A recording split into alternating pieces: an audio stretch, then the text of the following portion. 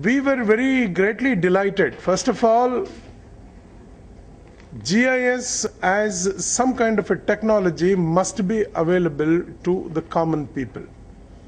Tomorrow, the way it can act as a deterrent to the people who are willing to swindle away the taxpayers' money, that can be arrested. Two, duplication of the same work can't be carried out by either the contractors or the people who are engaged in large number of government works because of GIS. Three, it will be open to anybody in the world to see what has happened in a little petty village in India, what kind of works were carried out, etc. Four, as an individual, each one of them will feel very proud tomorrow in their village. There is something called a GPS system. And five, any individual who wants to cheat common man today will think twice before he starts doing it.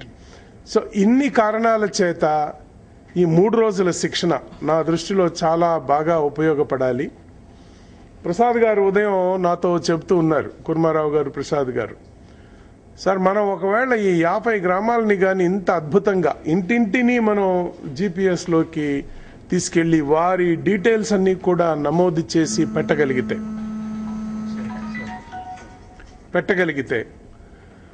ఆ గ్రామ పొలిమేరల్లో లోపు ఏమేం జరిగింది, ఎలాంటి పనులు జరిగినాయి, ఏ స్కీములు, ఇది ఒక్క జాతీయ ఉపాధి హామీ పథకం మాత్రమే కాదు, ఎంజీఎన్ఆర్ఈజీఏ ఒకటే కాదు, ఏ పథకం క్రింద ఏ పనులు వచ్చినా కూడా ఆ గ్రామంలో అవన్నీ కూడా దీంట్లో పెట్టగలిగితే రేపటి రోజున ఢిల్లీలో కూర్చున్నటువంటి secretary rural development should be in a position to press a button and see what has happened in Ramachandrapuram of Karimnagar and see what works under what programs they were carried out, and each work, what is the cost of the work carried out.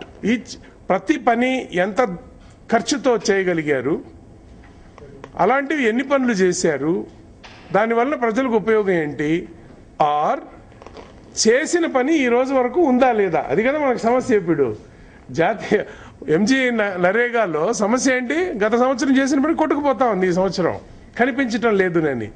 ఆ సమస్యలన్నిటికీ మీరు చేయబోయేటువంటి ఈ కార్యక్రమం నిలువుటద్దంలాగా నిలబడాలి. రేపటి రోజున ఆంధ్రప్రదేశ్లో ఈ 50 గ్రామాల్లో ఏ పని అయితే జరిగిందో అది మనం చేసినవి చాలా దేశ స్థాయిలో మంచి గుర్తింపు తెచ్చాయి. చాలా రాష్ట్రాలని మనం ఏం చేశామో అది అవలంబించమని కేంద్ర ప్రభుత్వమే చెప్పింది. అందులో ఇది కూడా ఒకటి కావాలి. ఎగ్జాక్ట్లీ విజయ్ కుమార్, ఎగ్జాక్ట్లీ ఈ విధంగా ఏదైతే ఆంధ్రప్రదేశ్లో భారత్ నిర్మాణ్ వాలంటీర్లు చేపట్టినటువంటి కార్యక్రమం ఉందో అదే పనిని మీరు ఇతర రాష్ట్రాల్లో కూడా చేయండి అనే సంకేతం కేంద్ర ప్రభుత్వం పంపించేంత బాగా మీరు పని చేయాలి అని కోరుకుంటున్నాను.